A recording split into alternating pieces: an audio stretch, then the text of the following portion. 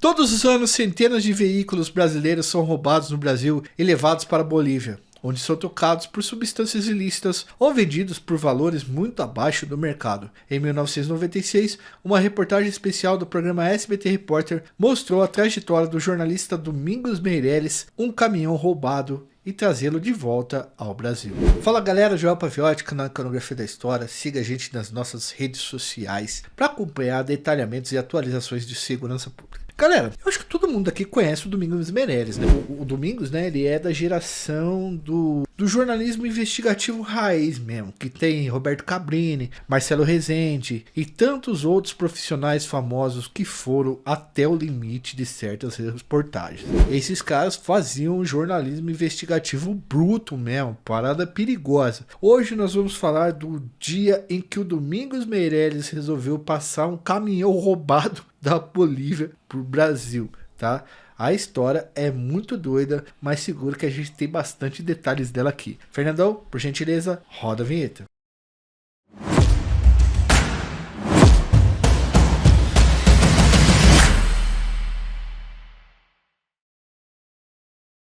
Galera, que eu gosto de me vestir bem, todos vocês já sabem. Mas uma coisa que é novidade foi o teste com uma Tech T-shirt da Insider, como essa daqui enfrentou. Vou contar a história para vocês desse tipo de camiseta aqui. O IPT, Instituto de Pesquisas Tecnológicas, comparou a Tech T-shirt com uma camiseta de algodão comum após 50 lavagens. Eu nunca lavei a minha 50 vezes porque não precisa de tanto, eu lavo pouco essa daqui. O resultado fala por si só, como vocês podem ver na imagem. A Tech T-shirt da Insider mantém a sua cor, continua parecendo nova, enquanto a de algodão vira pano de chão para você meter no rodo. Sem falar na tecnologia térmica, a sensação de conforto dessas roupas é outro nível. Não precisa passar porque desamassa no próprio corpo, mantém o corpo aquecido e o design me dá liberdade total de movimentação. A Insider deu de presente pra gente um novo cupom, que é o Iconografia. Esse cupom te garante 18% de desconto na primeira compra. Para quem já é cliente Insider, o desconto é de 12%.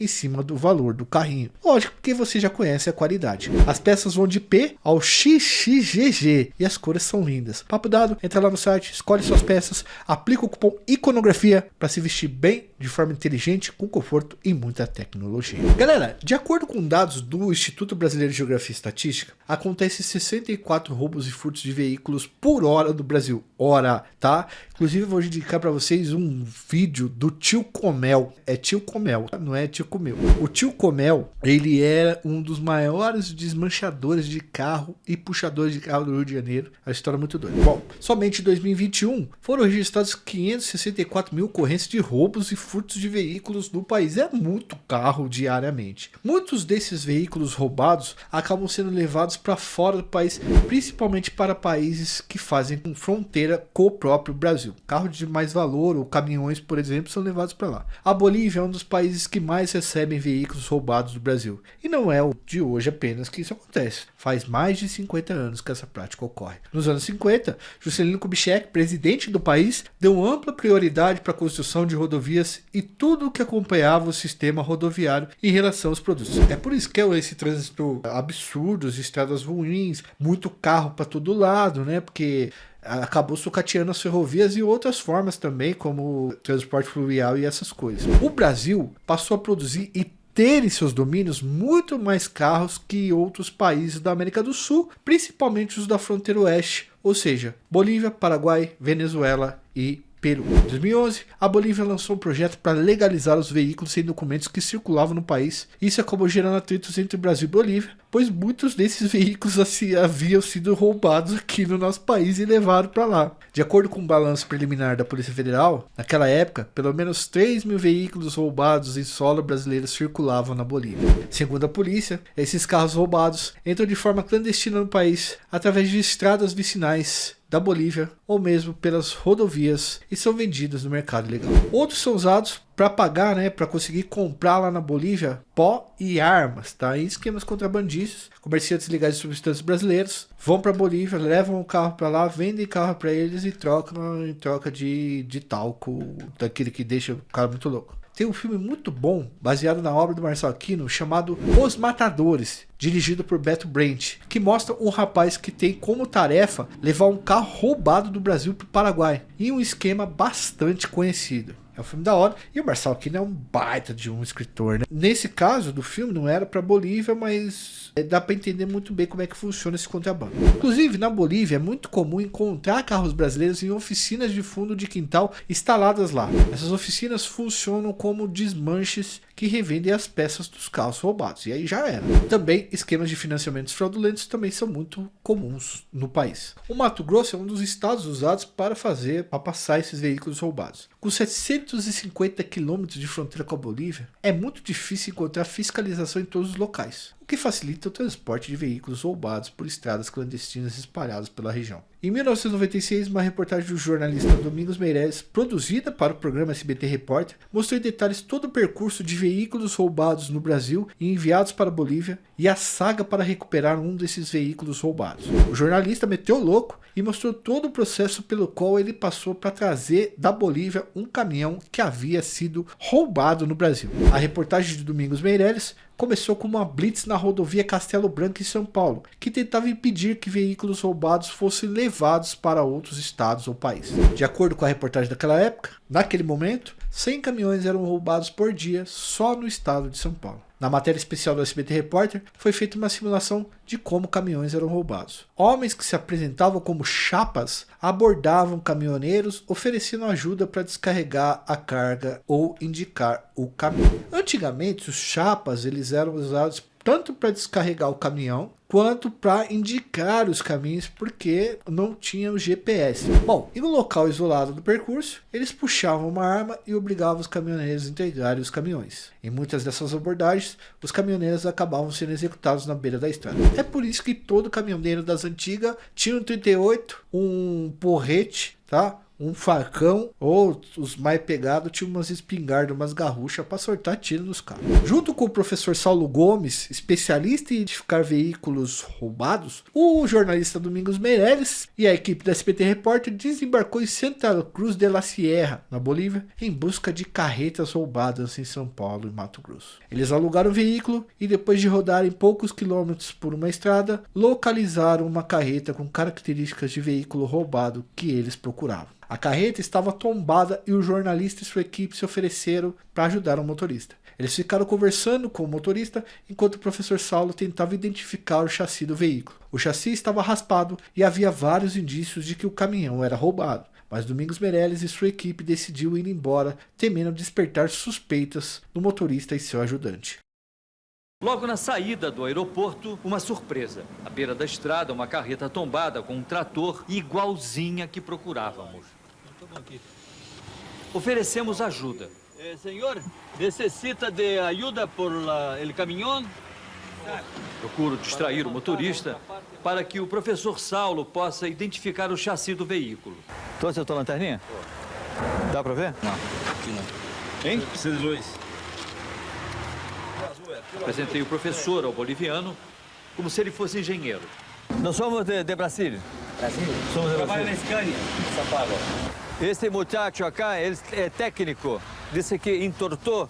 Não sei se você sabe o que é entortar a longarina. O número do chassi está raspado e a plaqueta da cabine arrancada. Uma prova de que o caminhão é roubado. O motorista e o ajudante começam a ficar desconfiados com tantas perguntas e achamos melhor ir embora. Ao chegarem ao hotel, eles se depararam com um Monza que havia sido roubado no Brasil e que ainda tinha o logotipo da concessionária colado nele. Ele havia sido roubado em Jacarepaguá, no Rio de Janeiro, no dia 23 de julho de 1996. Essa época, o Geraldo Pereira, por exemplo, que nós temos no vídeo aqui, que era um dos principais policiais quebras de lá, estava no Rio, em Jacarepaguá. Então, era muito difícil roubar lá. Então, esse ladrão que roubou lá é bom, hein? Durante a reportagem, Domingos Meirelles chama a atenção para a quantidade de veículos brasileiros que circulavam em Santa Cruz de la Sierra. A maior parte desses veículos tinham sido usados como moeda de troca por comerciantes ilegais de substâncias. Os criminosos brasileiros davam esses veículos roubados em troca de pó boliviano. De acordo com os dados do próprio governo boliviano, circulavam em solo da Bolívia em 1996 cerca de 200 mil carros e caminhões roubados no Brasil. Até mesmo muitos dos ônibus que circulavam pela cidade tinham sido roubados em solo brasileiro. Em La Playa de los Altos, os veículos roubados eram vendidos por um preço muito menor do que realmente valiam. Em uma oficina, Domingos Meirelles encontrou o caminhão roubado que pretendia trazer de volta ao Brasil. O vendedor do caminhão apresentou documentos falsos do veículo e o jornalista efetuou a compra. A partir daí, ele começou uma verdadeira saga para trazer o caminhão de volta para o Brasil. Então, comprou o caminhão roubado para trazer para o Brasil. O jornalista e a equipe da SBT Repórter foram até a estação ferroviária de Santa Cruz de la Sierra para transportar a carreta de trem. Mas o caminhão não chegou na data prevista. O jornalista e sua equipe esperaram 4 dias a chegada do trem à cidade de Puerto Soares. A viagem deveria durar cerca de 24 horas, mas o trem não chegou com o caminhão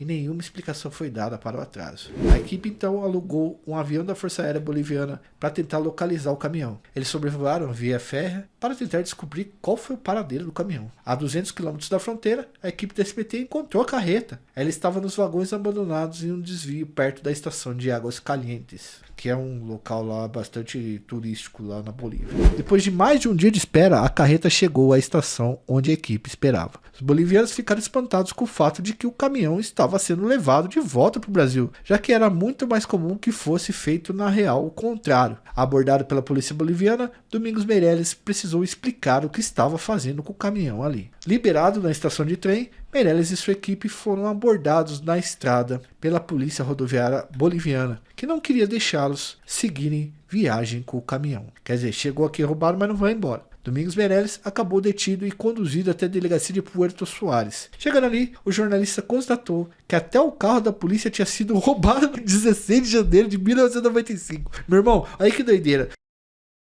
Fui levado até a delegacia da Polícia Nacional Boliviana em Puerto Soares. Vocês não vão acreditar, mas até o carro da polícia foi roubado no Brasil.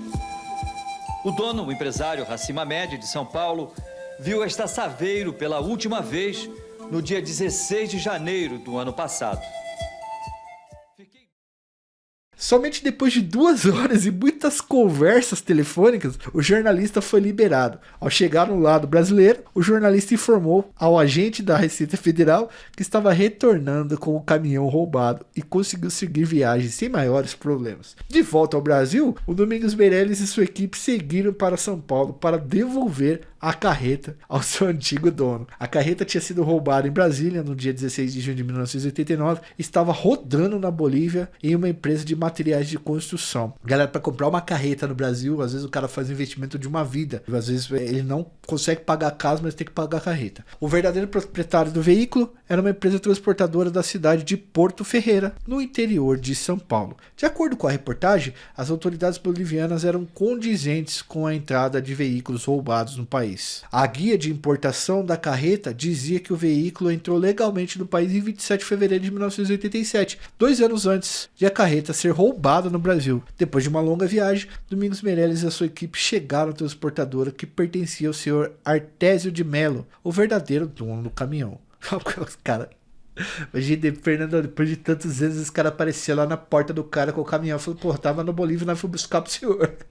O jornalista foi recebido com muita surpresa pelo filho do dono da carreta e cheio de gratidão. O senhor Artésio agradeceu ao Domingos, claro, por ter recuperado seu veículo depois de tanto tempo. Imagina você receber o Domingos Meirelles lá na sua casa com o caminhão que foi roubado há vários anos e aí você não ofereceu um café pro cara. Tá de brincadeira, né? Ô, senhor Artésio, tinha que ter oferecido café pro cara, eu espero que sim. Bom, deixa o seu like, se inscreve no canal, ativa o sininho, ajuda a gente no apoio a partir de R$2 pra gente continuar fazendo esse trabalho pra vocês. É muito bom estar com vocês aqui. Se possível, ajuda a gente no Pix também. Fui, valeu, até uma próxima.